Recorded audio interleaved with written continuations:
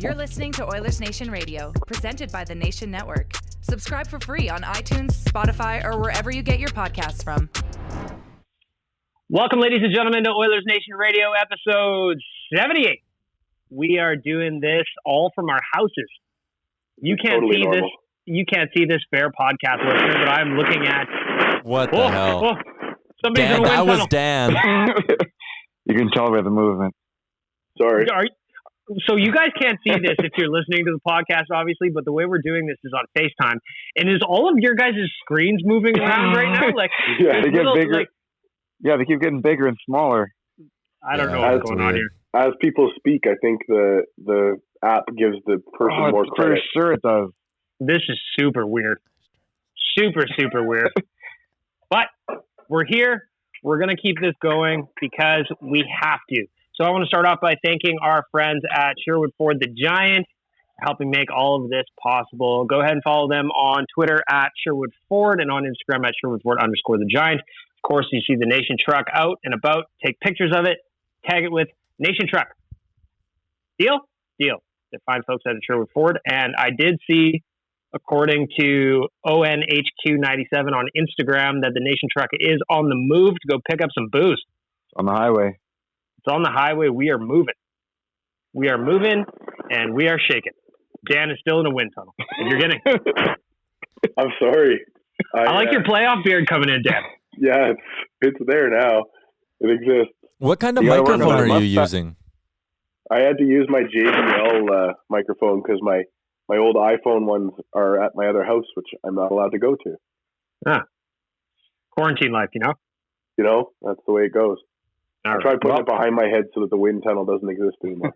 That's better, actually. We are going to get started here. Gentlemen, despite the lack of hockey, can you believe it's only been a week and 2 days? A week and a day since the NHL schedule has been suspended? It feels like a fucking month. It feels like half a season already. So I just want to check in with all of you guys. Tyler, I talked to you yesterday. We're doing 2 episodes of Real Life a week now. Dan, I'm going to lose it, man. My dog is destroying the house. This is like that one British interview when the guy was talking and his kids came in. Speaking of dogs, where the hell's my dog? Okay. When my dog gets too quiet, that means he's up to bad news. I don't know. That's what I'm saying. Anyway, I want to just check in real quick, go around the horn. What are you guys doing to entertain yourselves right now? For me personally, it's been cracking a few beers, playing some video games, hanging out with my girlfriend, watching a lot of TV with her, keeping caught up on Big Brother. I didn't see last night though, so no spoilers. I also didn't see last night. That's pretty much been my life, just a lot of screen time for me. Rick, what are you up to? You know what? It's pretty much the same thing here. Some beers, some White Claws, some video games, and a lot of time on the couch. I'm only in date. What is this? What day is it today? Friday? Friday. Yeah. So Wednesday, Thursday. Yes, this is only my 3rd full day. So I'm still kind of getting used to it. I think I got a whole fix on this whole not eating like the end of the world's coming up here. I was definitely eating pretty heavily the first 2 days, and I had a salad for lunch today. So I think I got a hold on that now. My over-under on myself is 15.5 in terms of how much weight I gained from just eating like a bag of shit. I don't know how I'm not, I felt run down this morning and a little bit tired. And I'm like, well, I don't know how that makes sense considering all I've eaten really is pizza pops and drank black coffee. Yeah, it's not the healthiest. Dan, what are you doing to fill your day? It's been a lot of simulations of NHL. Trying to fine tune that to make it a 20-minute program, and just learning as we go here. My dogs are an absolute menace. They just are not loving this life of living inside the house. But here we are. Frank is pumped that I'm home, but he's also he's a shit disturber. He is very annoying, and I say that with love. Well, of course. But gentlemen, this week, I don't know if you saw this, Oilersnation.com, Mr. Zachary Lang posted a rumor, a real live hockey rumor, that the Edmonton Oilers... Oh, there it is. We got him. Edmonton Oilers are interested in bringing back Anton Slepyshev for a second tour of duty.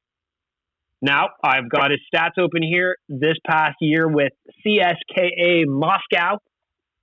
In 54 games he played, he scored 18 goals and 27 assists for 45 points. That translates to an NHLE of 55 points over 82 games. Mr. Yaremchuk, how do you feel about Anton Slepyshev? Big body guy. Well, his last little stint here ended on a pretty high note. Like, I thought he was pretty effective in that playoff series against the Ducks and against the Sharks. So I still have fond memories of Slepyshev, but a big body. I remember him being a volume shooter as well. So I think he could be a positive addition to this team. Is he going to come play top 6 minutes? Probably not, right? But I think he can be a useful bottom 6 guy for this team. And it brings up another question. A great question today to the TSN inbox when I was working at the radio station. Who scores 20 goals in the NHL first? Anton Slepyshev or Jesse Puljujarvi? You can even break it down. Who scores a goal in the NHL first? Slepyshev or Puljujarvi? I'm going to start with Rick. Rick's our resident Puljujarvi guy. That hurts my feelings. I want to say yes, but at the rate we're going here, and after whatever the article we read there the other day about Puljujarvi, the best option might be for him to spend one more year over in Finland, and I could easily see Slepyshev back here to start the year. Danger Dan, looking at the Oilers' right wing, the depth on the right wing right now, courtesy of dailyfaceoff.com, is Zach Cassian, Kaylor Yamamoto, Josh Archibald, and Alex Chiasson. Do you see a fit for Anton Slepyshev?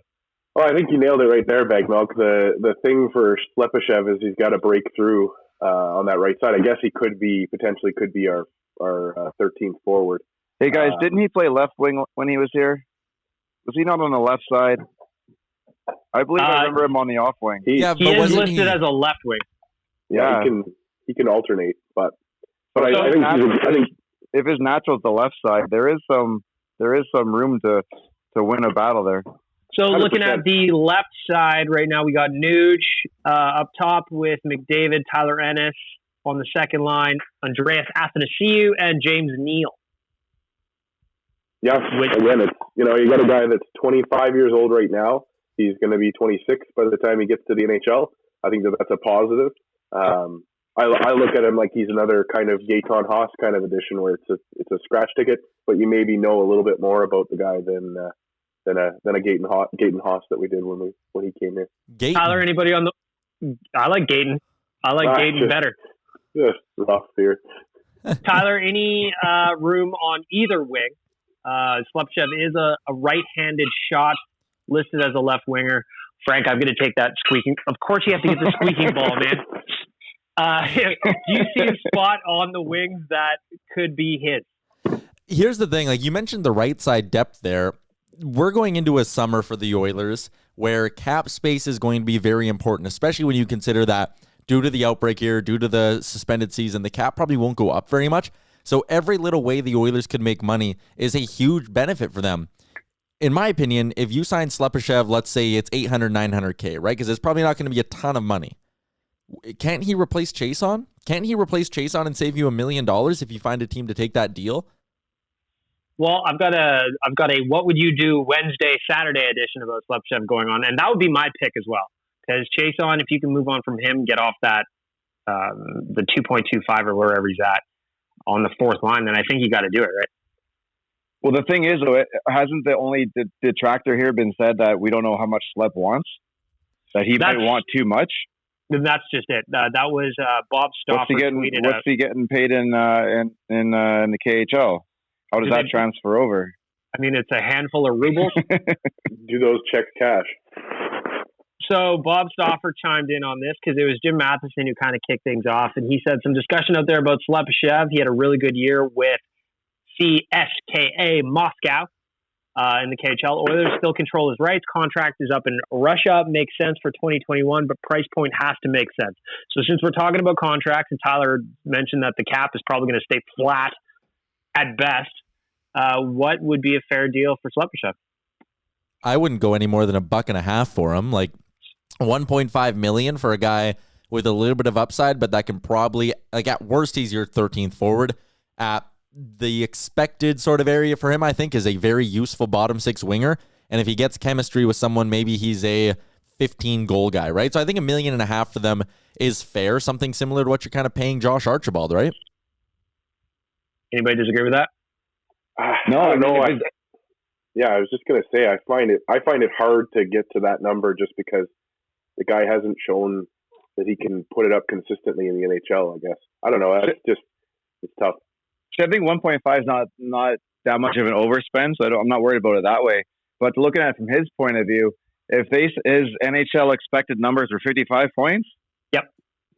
Well, I think if that's what you're walking over with, you're going to want a little more than 1.5, right? Like if you're going to score 55 points, that's definitely more than 1.5.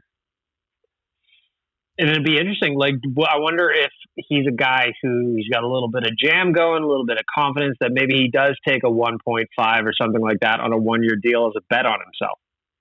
Which could be something as well. Like we've kind of heard that, free agents and their view of the Oilers could be a little bit different, especially in scenarios like Slepyshev's where you're sitting there going, you know what? Let me take a 1-year deal here. Let me prove it. Let me play with a ton of skill on that team.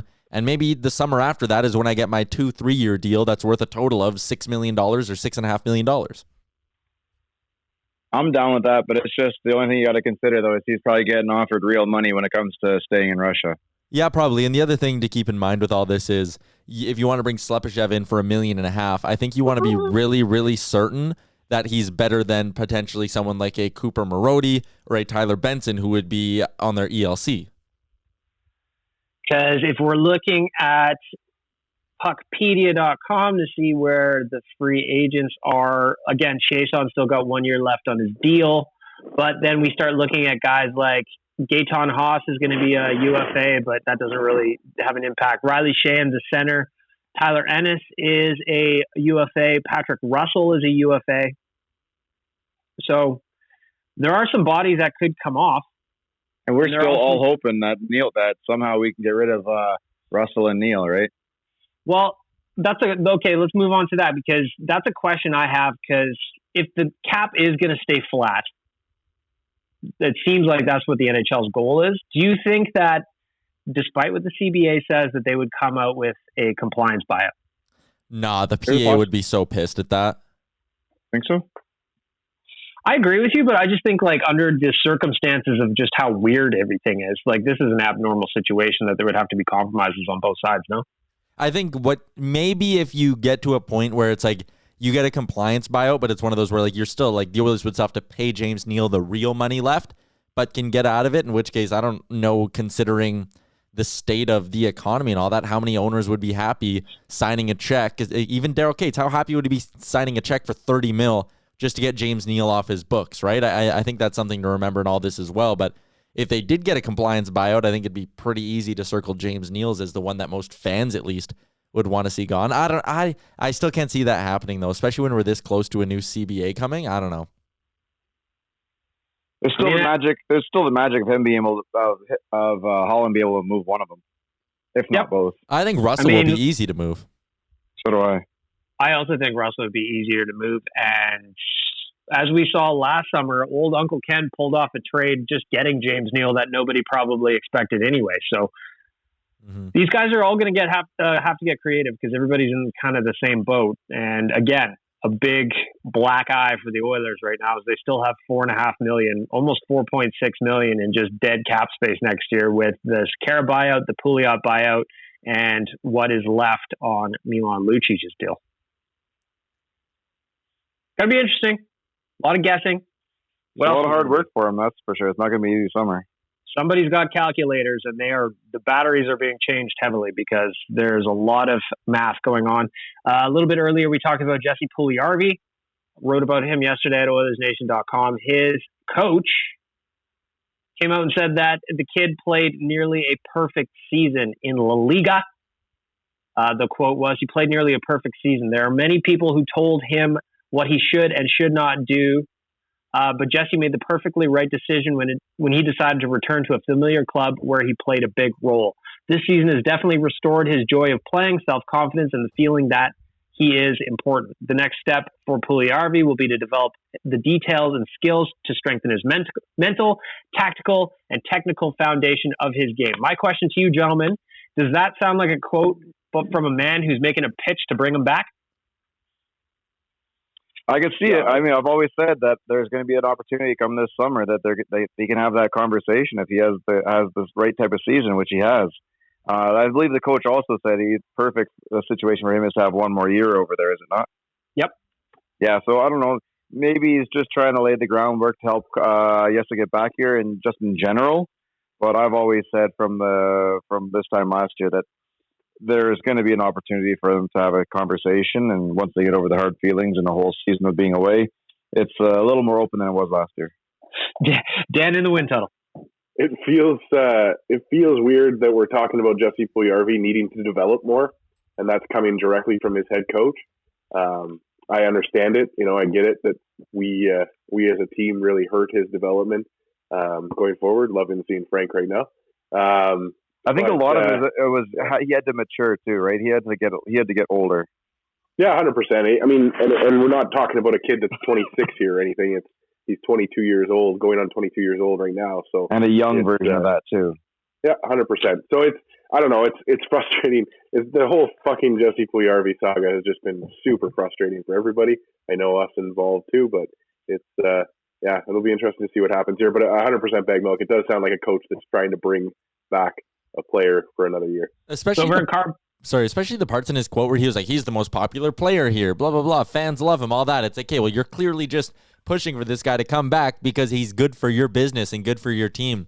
I've said this all along, and I'll keep saying it now. I don't see a scenario where Jesse Puljujarvi spends another year in Finland. I don't see how you could look across the pond and look at the money you could be making and go, I think one more year here is a good idea. Like, man, get to the NHL, start getting your big money paychecks. I mean, it's hard to disagree with it. What will be really interesting to see is looking at the comments on the article that I posted the other day. Some people were wondering what his trade value is at. Yeah, he had a great season in Finland, but what does that even mean in terms of an NHLer? Like Athanasiou, who is a year removed from a 30-goal season, just was had for 2 second-round picks, right? So what is a realistic expectation for a trade for Jesse? Well, and if you take what Holland said about Jesse's value at the trade deadline, where nobody paid any attention, is it that bad? No, it's just funny because like the squares are all moving. It's just weird to see you. Whoever's talking, watching around the horn. Yeah, whoever's talking, they get the bigger square. Yeah, but it's one of those things. I don't know. I lost my train of thought. It's all weird, man. For me, I think the value for him is you open it up, you talk to the teams who are picking 30 to 40th in the NHL this year. You see if a few of them want him, and you say, all right, first team to give me an extra 4th rounder next year, an extra 5th rounder, gets him. And you try to get a 2nd and a later round pick that you can maybe use at the deadline next season. And I honestly think that's his value now. I don't think you're getting a warm body. I don't even think you're getting another team's prospect for him. You're getting a couple draft picks right now, and I honestly think that this June or whenever the NHL draft decides to come this year, I think that's what's going to end up happening. And honestly, that's what I'm hoping happens. I just want this story kind of done with. I want the Oilers to move on from him and get something in return. Well, yeah, I mean, like you said, he's an asset currently that's just sitting there, not doing anything for anybody over there. So we'll see what happens. Like you said, it would probably be a June draft trade, but who the fuck knows when that's going to happen? Especially with word coming down this week as well that the NHL does want to have an 82-game schedule in 2020, 2021. I don't know how that's going to work, unless that's just the assumption that this season, 2019, 2020 is just done for. There'll be an official end date to it, and they'll work backwards from it. So I'm sure they've figured out how far they can start 2021 and how much time everybody needs off. So if you start on X date, go back 2 months, give it a week before that, and that's kind of going to be your Game 7 of the Stanley Cup Finals, of worst case scenario.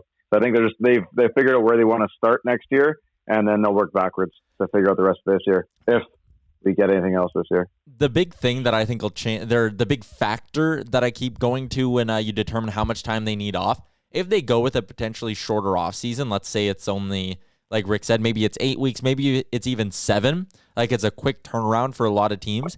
Think how much of training camp in the preseason you could just nix. Like just completely, like you could play 2 preseason games over the course of 3 days, couple split squad games, and then you can get going with it. Like getting rid of the preseason could save you, but like and some of training camp could save you like 3 or 4 weeks on your schedule over this next 18-month stretch. And then if you decide to push the playoffs next year, hand the Stanley Cup out 2 or 3 weeks later, then again, you've already saved yourself 7 weeks there. So I think there are ways that you can really sort of squeeze things in. And we talked about it a little bit on Real Life. I think it'll be hard to get the players to agree to a shortened off season and a more compressed schedule next season. But at the end of the day, I think everyone has to take somewhat of a hit here. Everyone has to make concessions to make hockey kind of work for the next 18 months. I was looking back at some of the comments. I got time and not a lot to do. So I was looking back at some of the GDBs from the preseason, and when it was getting into game 5, 6, 7 of the preseason, people were over it. So I think cutting that out down to 1 or 2 games, that easily saves you some time. Training camp, you're just going to have to hack your kids and send them back to junior super fast. And I also wonder, and again, I know it's part of the CBA and they would have to negotiate, but I also wonder if they would get rid of bye weeks as well. You can reduce them. You could be like, hey, we're taking your bye week down from 5 days to 3, and we're taking your Christmas break down from 4 days to 3. And even that's a way to kind of give yourself another, if you compress the schedule a little bit, right? But this season, we've seen such a rash of injuries in the last month or so of the season going on. I wonder what it's going to do to affect that kind of thing now. Like it feels like our season is getting tighter and tighter every year. You got more and more back to back. I don't know. But you get the back to backs because of the week off. Oh, I agree. But I mean, like we're talking about having to compact the season by another month. So is that bad? You sound like you're in like a jet. You're like a convertible, man. I wish people could see the FaceTime right now, because every time Dan talks, Bagged Milk just starts fucking killing himself laughing. It is so good. It's great. It's great. But you know what? We're working through it. We're just still producing a podcast from our own houses. And this is a situation that, I don't think anybody expected to be in. Last week, Tyler, we recorded this at HQ. Yeah, we did. 7 days ago, we were still at HQ. 7 days ago, we were at HQ. We did Real Life. What was that, on Tuesday or Monday? We did that at HQ as well. So it's weird, man. We're just doing what we can to kind of make some content, kill a little bit of time, and talk Oilers, even though there's not a whole lot to talk about. Yeah, that's kind of all we got going on right now. Like when I messaged you guys this morning, I was like, hey, everyone's still good for 1 p.m. recording? And you were all just kind of like, what else? Or yeah, my schedule is open. Like I ain't got nothing else to do. I can turn off my TV for a bit and crush this out. Sure. What are you guys thinking about? Basically, everybody's just kind of replaying old games, old sports, old whatever.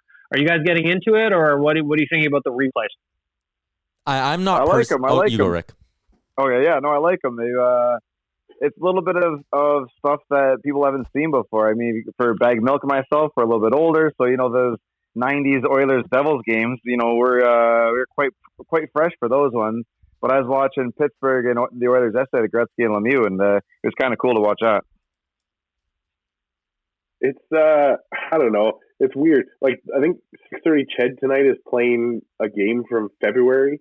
Like the choices of games are different for sure. I know that Sportsnet and TSN are doing the Raptors playoff run simultaneously back and forth. It's neat to see that kind of stuff. Fuck, it's sad that we have to watch this stuff though and look back. Like, I mean, don't get me wrong. If a network goes ahead and decides that they're going to play the 06 playoff run, back to back to back to back, I'm in every day, right? Like Flynn. But yeah, I don't know. It's the new normal that we're at. It's where we are. There's no secret tapes of games that were played in the 90s that we can just go back to and everybody can enjoy together. So it is neat to see people coming together and being able to watch sports together again. Go ahead, Tyler. I'm personally not a big fan of going back and watching like the entire game once again. Like for me, what I'd like to see these TV networks do is like take the Raptors playoff run and put it into like a 3-hour documentary. Like show me, you know, if you want to show me 5 minutes of a game that was like really intense and then mix in some interviews and like maybe it'll come with some time for them to produce this stuff, but like make a 3-hour documentary of that. Don't show me a game from when the Oilers won the cup in whatever year. Show me the best moments of their whole playoff run that year that I can sit down and crush out in about 2 hours. What's Frank doing? This is a long game though, Tyler. I know. We're in this for a while, so I love his idea there. For the Oilers did that. Boys on the Bus, was that not over 1 year? Was a time to remember? They did that over the last cup. They did it from the beginning of the playoffs all the way through. Yeah, and that's kind of where I want to see them go with this, because to me, like when I sit down, and the other night they had the game where Gretzky broke the point record, and they played it in its entirety. Okay, well, the first like 2 periods of that game were just like a standard hockey game from the 90s. Yeah. Like, it wasn't exciting. There was like, sure, by the end when Gretzky breaks the record and like that part's cool, but the rest of the game was fucking terrible hockey. That's all I was watching. It was just like awful hockey. It was slow with a ton of hooking, and the goalies aren't that good. Like, I don't want to see all that. Just give me the best parts. Give me the gravy. Tyler doesn't want realism. Tyler doesn't want realism. Let me live in my fucking fantasy land. I wonder if it'd be more exciting if they showed like really big playoff games. Because like I agree with Dan that we're trying to fill a lot of like looking at the schedule, looking at the guide on TSN and Sportsnet right now is hilarious because it should just be like the shrug emoji guide. Like, I don't know, whatever the god's going on. But to Dan's point, tonight on Ched, looking at friend of the network, Reed Wilkins, from 7 to 8, they will be playing a condensed version of the February 1st game between the Oilers and Flames. So, like a game we watched a month ago. Yeah. Like, and by the way, I am also appearing on Inside Sports tonight. I will be on Inside Sports tonight at 6 o'clock. Well, you better get drinking there, bud. I don't know what we're going to be talking about, but make sure you mention that we're doing a live stream at the exact same time of the game that was supposed to be played tonight. Yeah, Dan, let's talk about that because you've been manning live streams. What's going on there? Yeah, so I've been scouring the internet to find some settings for NHL 20 that work for a 20-minute sim online. I don't know if you know this, but video games are not designed to be played for 20-minute periods at a time. Shit. But yeah, it's been fun. We did it on we did a dry run on Monday against the Capitals, and the game was a fucking gong show with almost 100 shots for each team. And, isn't that almost better though for it to just be a shit show? It is. It was like I think the Devils did a broadcast there last night where Corey Schneider had 109 saves or something in a 2-1 win, and it is kind of fun in its moment. And I think as I get the settings finally tuned, then I might throw in a few curveballs here or there where some games go off the rails and you got guys throwing huge checks and shit. But anyways, yeah, we're trying to do as most realistic of a stream as we can tonight, and people can tune in on Oilersnation.com and come have a chat with us and just escape for fucking 2 hours, right? Like the one on Wednesday night, I almost forgot that I was locked in my house and have no friends. I mean, like obviously it's bizarre to be watching a streamed game between two robot teams, but like I was there as well on Wednesday night checking it out, and it's fun to see people engaging and commenting and getting mad about penalties and being like, "Come on, you need to bury that." Like it's stupid, but it's fun stupid. It's harmless stupid, and I mean, what else are we gonna do? How cool would it choices right now? How cool would it be if we could get one of these streams going, but also get Bob and Jack on? Or get like Kevin and Drew? I slid into Jack's DMs to see if he would be interested in doing it. What the hell else is he doing right now, right? But spending time with his family. We'll see.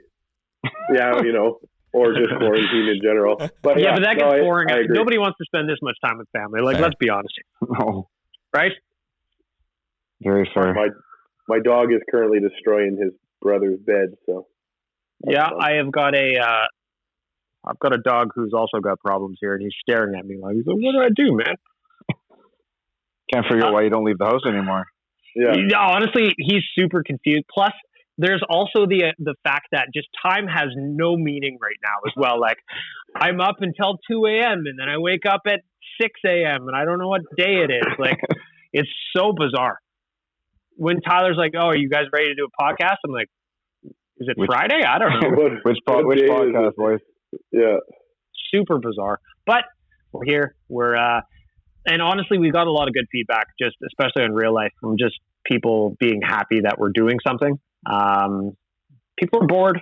People want sports. People want stuff to listen to and read, and bless all of them for doing so. I want to go ahead and mention our friends at skipthedishes.ca is still open. They are still moving people's orders. Oodle Noodle does the hot cold performers. They are on Skip the Dishes. They're available for takeout and delivery. People still need to eat, and if you are going to eat, go to Skip the Dishes. They've got options for no contact delivery, which is something I never thought in my life I would have to talk about or even know what no contact delivery is. But it's a thing.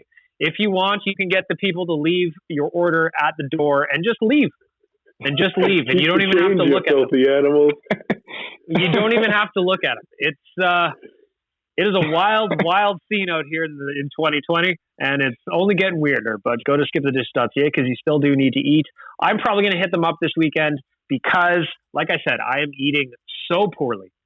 So poorly.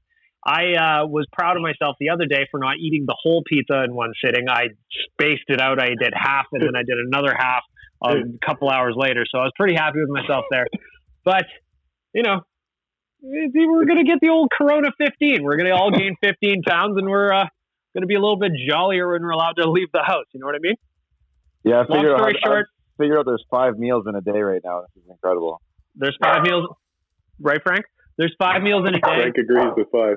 There's 5 meals in a day, and all of them are pizza pops. It is bizarre. But skipthedishes.ca, if you are tired of eating like trash, there's plenty of good restaurants around the city that are still open and ready to feed you. Shop local whenever you can. It means a lot to a lot of people just to have some orders. Tyler, you sent me a DM on Twitter today, and I thought it was an interesting idea. Friend of the nation, Marcel Schoenart, I love Marcel.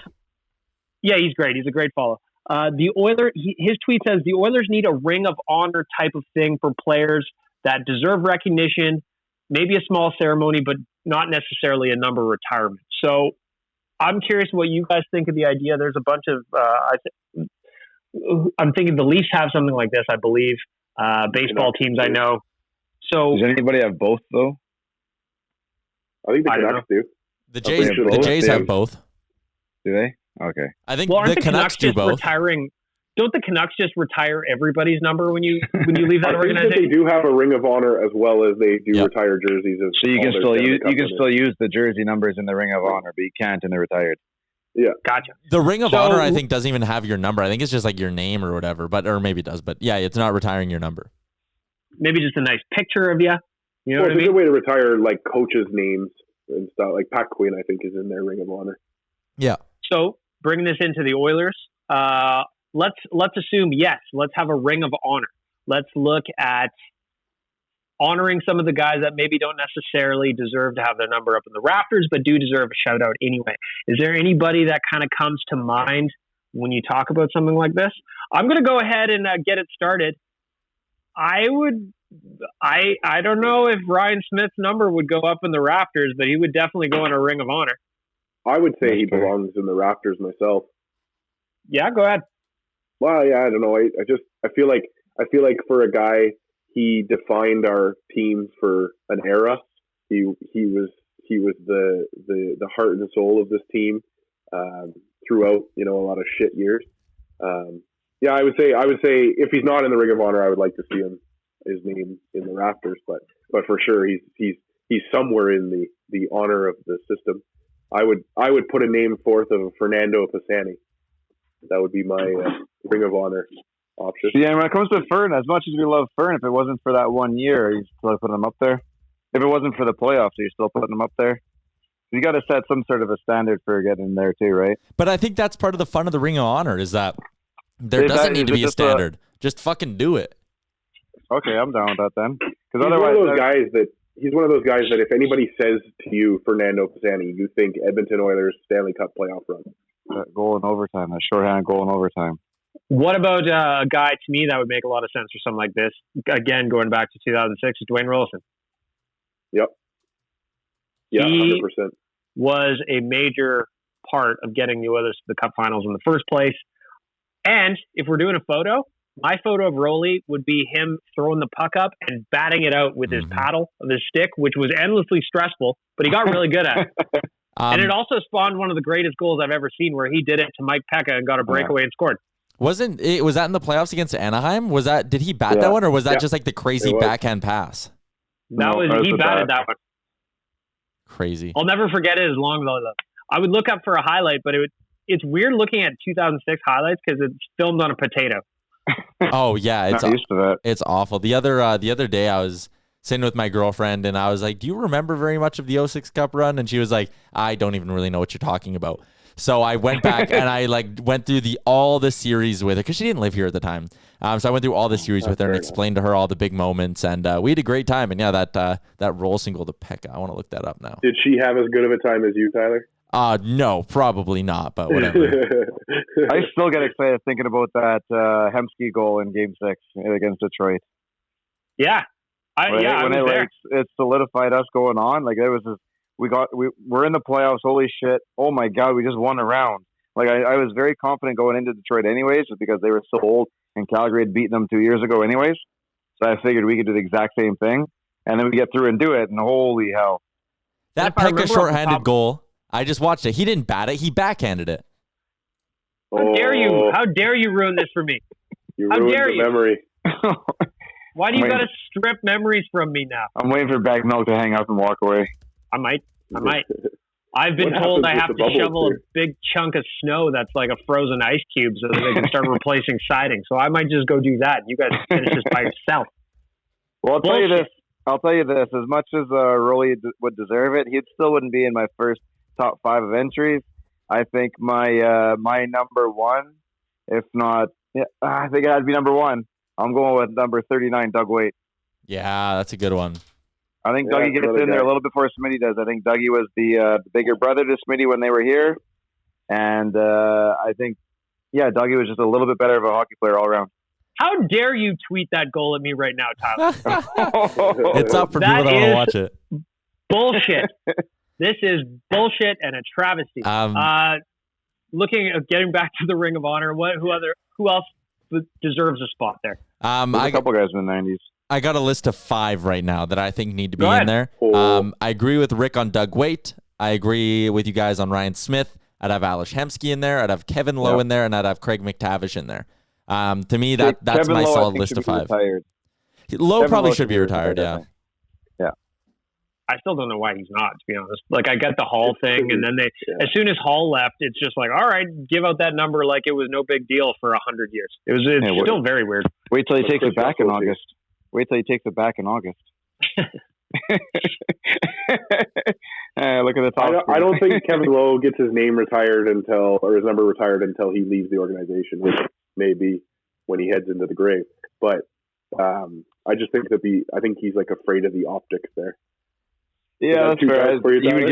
I think fans would put it aside. I think if it's his like honorary ceremony and all that, they'd put it aside. Like at the end, like that guy gave us 06. Like without Kevin Lowe, there's no 06.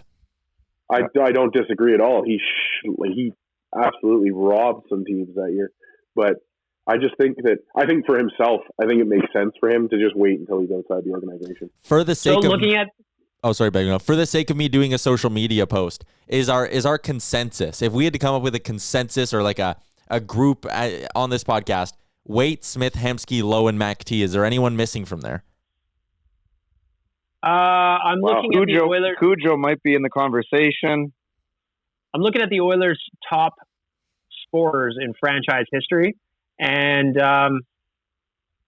you could make a case for some of these guys, but at the same point, like we would have to kind of decide what a cutoff line would be. Like 10th in franchise scoring right now is Sean Horkoff. Would you put Sean Horkoff on your list? Ooh, top 5. It's tough. But I mean, even for as short of a stint he had, Bill Guerin was very important as well. Yeah, but I think because his stint was so short, I can push Bill out of the top 5, especially because there's still some guys from the 80s to deal with. So just looking at the top 10, obviously Gretzky, number 1, Curry, number 2, and this is just Oilers scoring, by the way. Messier 3, Anderson 4, Coffey, Ryan Smith at 6, Doug Wade is 7, Alex Hemsky is 8, Connor McDavid's already 9. Put him in there right now. Yeah, McDavid gets it. Sean Horkov is at 10, and then New just going to pass Horkov here when he gets 4 more points. And then we go Tikkanen, Draisaitl, Kevin Lowe, Eberle, Huddy, Craig Simpson, Todd Marchand, McTavish, and Taylor Hall round out the top 20. What about Todd Marchand? Todd's in the conversation, but I don't know if I give him top 5 either. He's on the watch list, though. Yeah, Todd Marchand. He's in the top 10 for sure. Todd Marchand arguably gave us one of the best Oilers playoff memories. With when he goes down the right wing there, blows past Grant Ledyard, and then I don't know what Andy Moga's doing. Thank God he didn't make that save, because that was a hell of a goal. Yeah, and I've said this a million times, but that goal happened on probably one of the greatest days of my life, because that afternoon, my brother and I just went and picked up our N64 and spent the next 3 hours playing Mario Kart 64. It was a big day for old Bag Milk, and then Marchand scores in overtime. Hell of a day. What a day. Put my day on the Ring of Honor. Being a teenager in that time with those series was incredible. It was so much fun. They were hard because often the Oilers would lose to Dallas. Tyler has no idea. I don't remember. Even looking at 2006, Tyler, I was basically your age in 2006. Basically. And what do you remember? Basically. What I remember is getting drunk every single night on White Out, like just a filthy animal. Just walking down the middle. Well, I couldn't walk down the middle of the street because they tried to keep everybody on the sidewalk.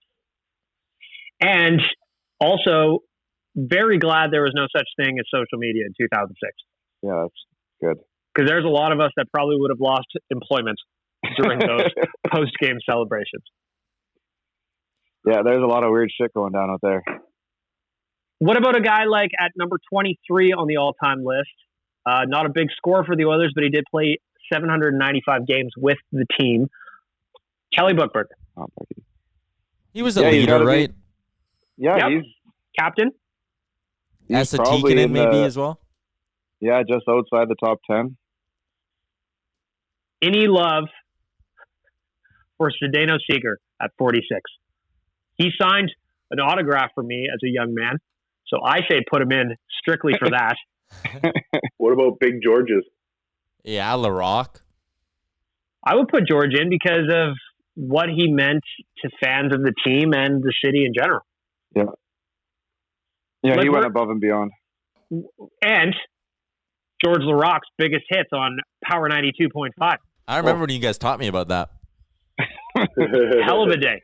But that's the thing, like right now when you're sitting in the stands at Rogers Place and you look around, there's a lot of gray, right? Like there's not a lot of like Oilers colors, and I think that could be something that honestly in a weird way helps with the atmosphere at the rink.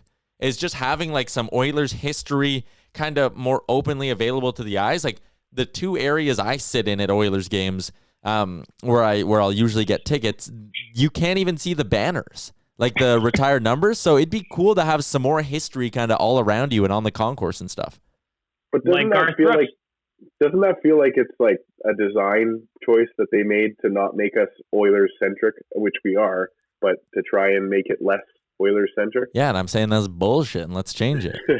Weren't people complaining about how much they kind of like emphasize that anyways? Because at the time we were really, really bad. Yeah, fair enough. I'd like to see some Oil Kings graphics up there, Tyler. Yeah, get me some more Mitch Moroz and Michael St. Croix, baby. Where's those guys? How about a thing for Trey Fix-Wolanski? Huh? Henrik Samuelsson? Griffin Weinhardt?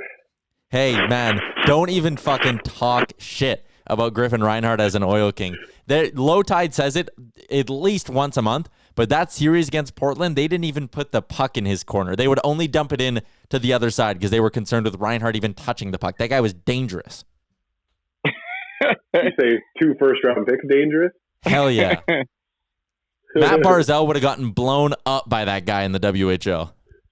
Mm-hmm. Checking in on Griffin Reinhardt. He played. He had 2 assists in 33 games with Kunlun Red Star. That Kunlun team, if you go to their roster, there is just so many connections to the Edmonton area on there. They got Jason Fram and Brandon McGee, who both starred with the University of Alberta just a couple of years ago.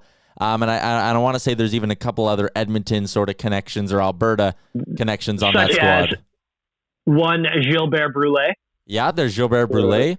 I already mentioned the two junior guys, Reinhardt. You got Spencer Fu, who played slow pitch in St. Albert for a while, but he's a local boy as well. Turned down the Oilers to go play for the Flames. Yeah. Good choice. Hey, what about that league we were talking about last week? Is Alec Font, did he win the championship? Oh, good call. Oh, shit. Good call. What was that league? Did we jump on a team here? Give me 2 seconds. Yeah, well, we were really supporting. Was that 2 weeks ago? Yeah. We were supporting like the polar bears or something like that. I don't remember who we were supporting, but I know that we wanted them to win. I don't remember who it was. It was Alex Plant's team, though, right? Memory. Yeah, it was Plant's team. Yeah, it was. It was Alex Plant's team, and we were all in. And somebody else was on that team too. Some other Canadian or something. Tyler is looking it up. He is working. I'm surprised this is a fact you can't just pull out of your little sports brain there, Tyler, to be honest. He kind of forgot about it in the last 2 weeks. Well, yeah, there's been a lot of shit going on. My knowledge of the Asia League has been pushed aside. Well, come on. You need to pull it together. Yeah, he's been really busy, apparently. Well, what are you going to do? In other Oilers Nation news, while Tyler's looking at that, Dan, we had our account locked on Twitter again this morning. Yeah, it was fucking awesome to wake up to. But it wasn't just ON. It was like there was a bunch of accounts. Like my personal account was locked. Oodle Noodle's account was locked. Did you have to go through the whole phone number stuff? Yeah, I had to. That happened to me. That happened to me yesterday. I tweeted it out. I have no idea. I tweeted something out, and it shot me down right away. Like I responded to something. Shout out to Twitter when it's one of the few social media things that we have to be able to communicate with everybody is now really cracking down. Like this is the time to do it, Twitter. Thank you. I've lost my dog. I think oh dear God. I think it was a glitch or something. I think I can't remember who I responded to.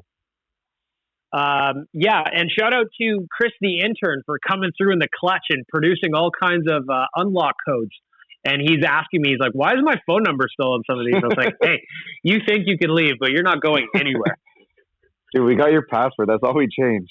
That's exactly it. And in fact, we probably didn't even change passwords. In fact, I still use one of his passwords. I still use his bank card number, but like, hey, that's just me. I don't know. I have an update for you guys from the Asia League. Please. Oh, baby. The OG Eagles and the Dame Young Killer Whales were both eliminated in the semifinals. No! So that set up a final between PSK Sakhalin, which is the one Russian team in the league, and Anyang Hala. So those two teams were in the finals when the season was paused.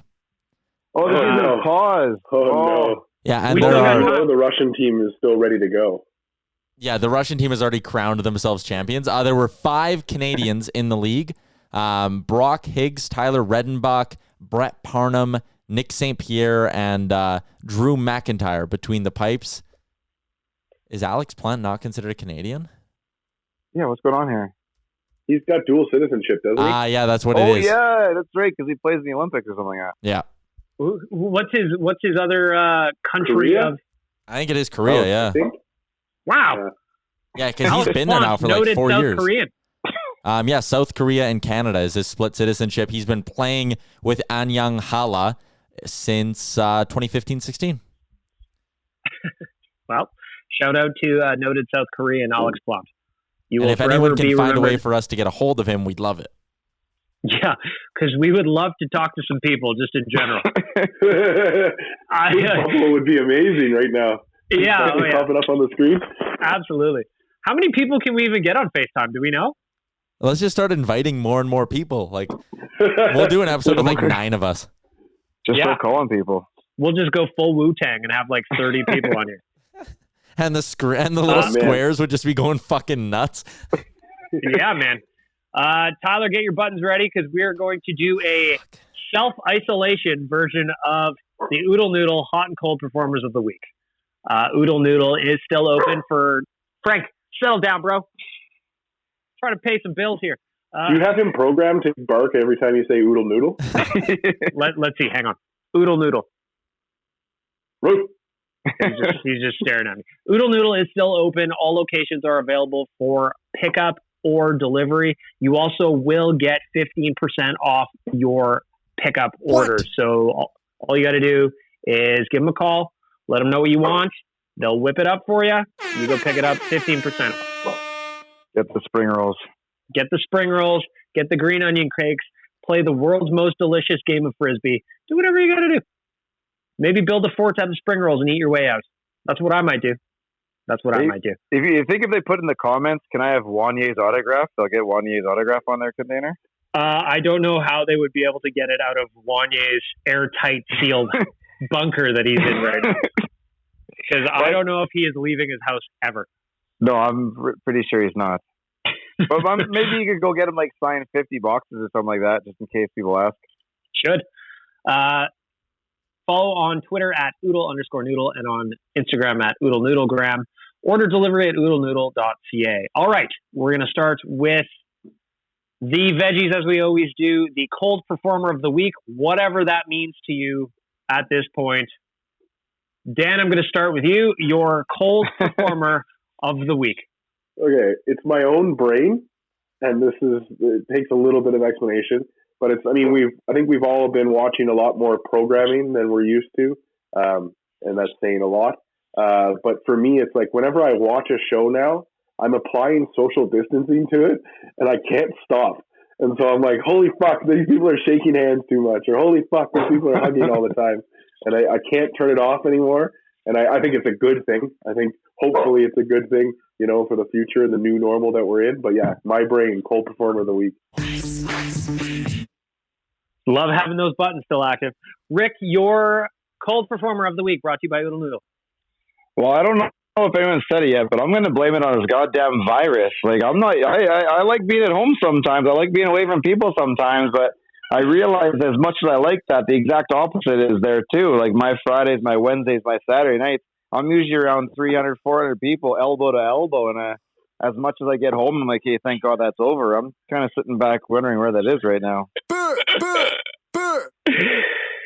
Tyler, your Oodle Noodle cold performer of the week. As the producer of the podcast and the only one who's looking at the audio levels for this whole thing, I'm going to call out Dan's microphone here. I'm going to say Dan's current setup needs to be changed because so far in the week it has been. They are just fucking ass right now. Your mic connection has been fucking ass right now, Dan.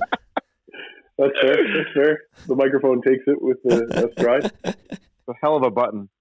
Yeah, that is it. One more time, please, Tyler, if you would. They are just fucking ass right now. That's how your voice should sound. It doesn't. My Oodle Noodle cold performer of the week is, just my eating habits in general. To be honest, I'm eating like just a trash bag. This morning I woke up and I was just eating handfuls of peanuts for no reason. Everything I've got, I'm looking at. I can't wait to eat Pizza Pops later. I know I've had like 8 of them already. I got a huge box. I got a massive box. The 32, the pepper bacon? You know it, buddy. I got the 32. You've got the deep freeze then. I also ate a whole thing of ice cream already. I thought that was going to ride out a little bit longer. I never have ice cream in my house, so I was excited about it. And maybe I indulged a little bit too much. So my cold performer of the week is me for being a trash bag.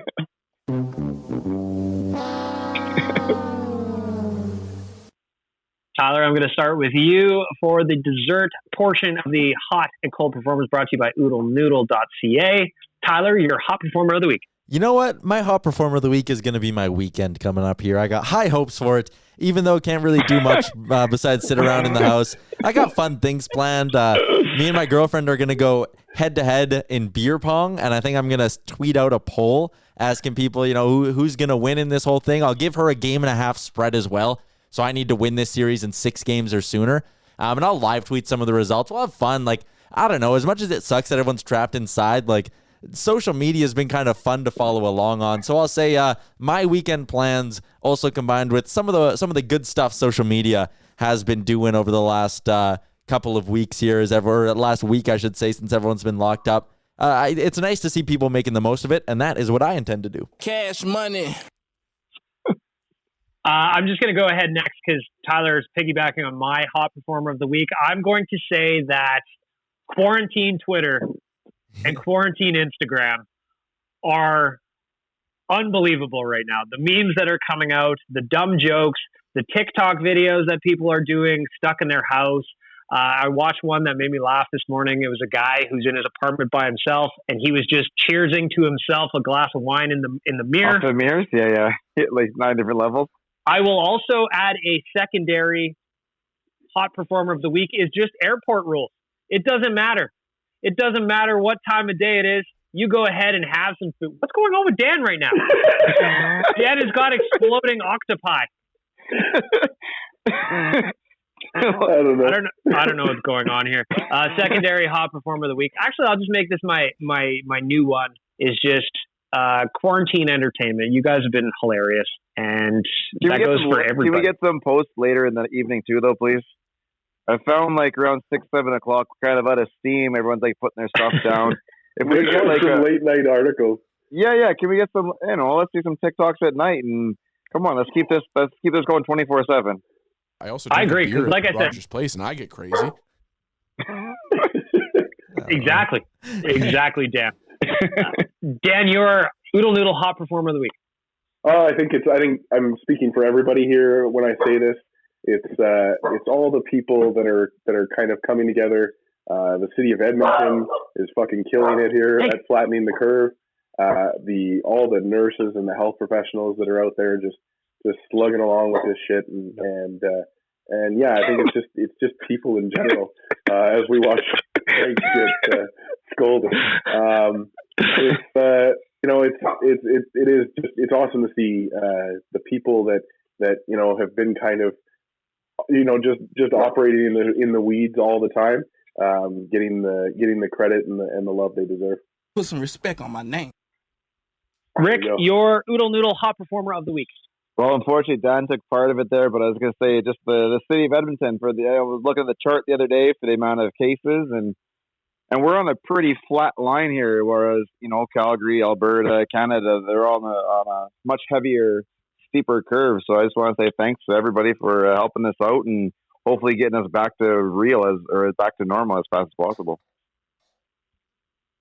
This is hot. I caught a mid gulp. That's on me. I should have gone an extra couple of seconds. I'll back that up. Everybody knows how much this sucks, but we're all doing it anyway. We're all stuck in our houses anyway. We're all just doing what's kind of best for each other, and it's all we really can do. It's all we really can do. And as we wrap this up, I just want to thank everybody for listening to these podcasts and continuing to read Oilers Nation. It means a lot that you guys are still checking things out, still commenting. And tonight at 7 p.m., the Nation Dan will be launching the Oilers game. It'll be a simmed game. We're going to go yell at some computers because they got issues. They're wearing the third jerseys tonight, too. Their refs suck, too. Big Friday game, so the boys are wearing the third unis. Thanks to everybody that getting involved. Thanks to Sherwood Ford, the Giant in Sherwood Park, Alberta. SkipTheDishes.ca and Oodle Noodle for making all this possible, and all of you for doing what you can to flatten the curve and stay inside even though we're all fucking bored. Gentlemen, it was nice to see all of you today. Yeah. Good to look at your faces. I look forward to talking to you guys next Friday. Hopefully we're allowed out of the house, but I don't think we will be. Hey, one of you guys should invite us into those. What the hell's on Tyler's? What is going on? The FaceTime is more lit than the actual podcast. It is true. I was going to say, you guys run the other podcast, so when they're not paying attention, just call us up. We'll jump in. Yeah, no kidding. There you go. All right. Impromptu guests coming up on all podcasts. Thank you guys for being here. Enjoy your weekend or whatever fucking day it is. I have no idea. Pencil behind his ear? Shout out, Damien. Thanks for listening to Oilers Nation Radio, a member of the Nation Network of Podcasts. Make sure to follow us on all of our social media to stay up to date and never miss a podcast.